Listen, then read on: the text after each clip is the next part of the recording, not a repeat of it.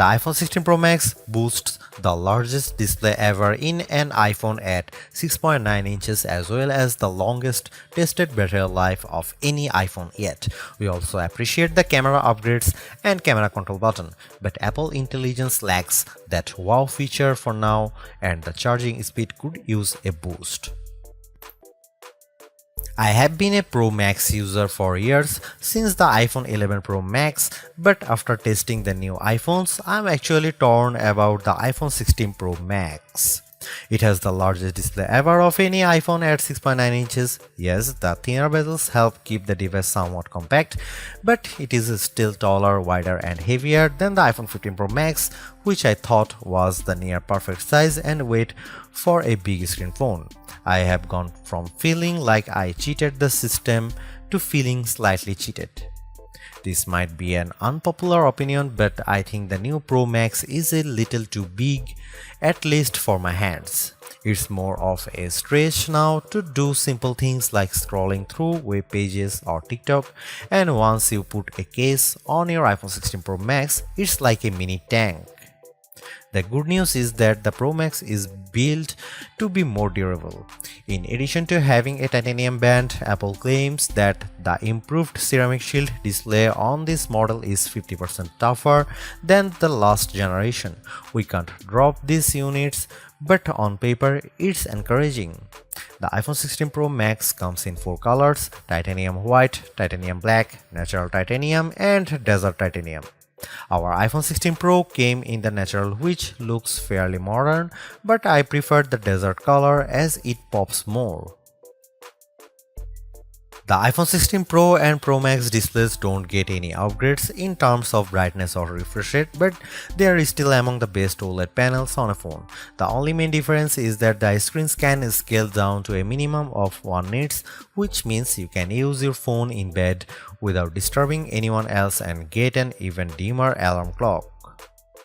Otherwise, the new iPhone 16 Pro Max screen is largely the same, allowing the Pixel 9 Pro to surge ahead in terms of brightness. We measured a max of about 1500 nits for the iPhone 16 Pro Max, while the Pixel 9 Pro XL hit more than 2300 nits. Outside in direct sunlight, the iPhone 16 Pro and Pro Max were both dimmer than the Pixel 9 Pro XL, though Google's phone dimmed faster over time in response to the heat.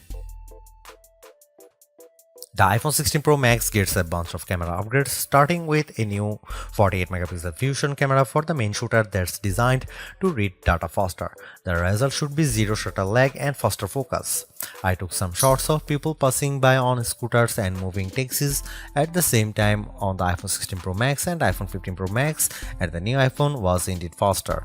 The results were not necessarily sharper though, as you can see in this side-by-side comparison. Here are some camera samples of iPhone 16 Pro Max.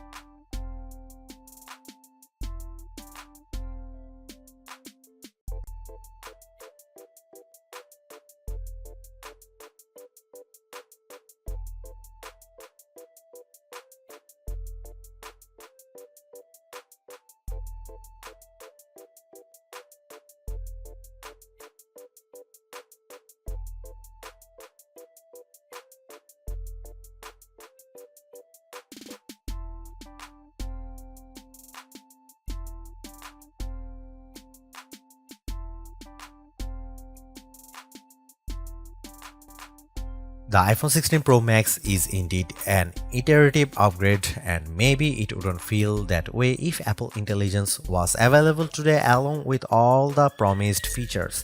Instead, it's going to trickle out over time, so I would not to be in a rush to upgrade. Having said that, I think that iPhone 16 Pro Max is the best phone money can buy right now if you want the biggest screen and longest battery life. It lags in zoom versus the S24 Ultra, but you get more endurance, better camera quality, and plenty of creative features like photographic styles and audio mix. I actually preferred the AI capabilities of the Pixel 9 Pro XL series with its smarter Gemini Live voice assistant and other features like Add Me for photos and Pixel screenshots. But the Pixel's performance and battery life trail the iPhone 16 Pro Max. For me, the iPhone 16 Pro Max retains its title as the best phone, but it's not because of Apple Intelligence.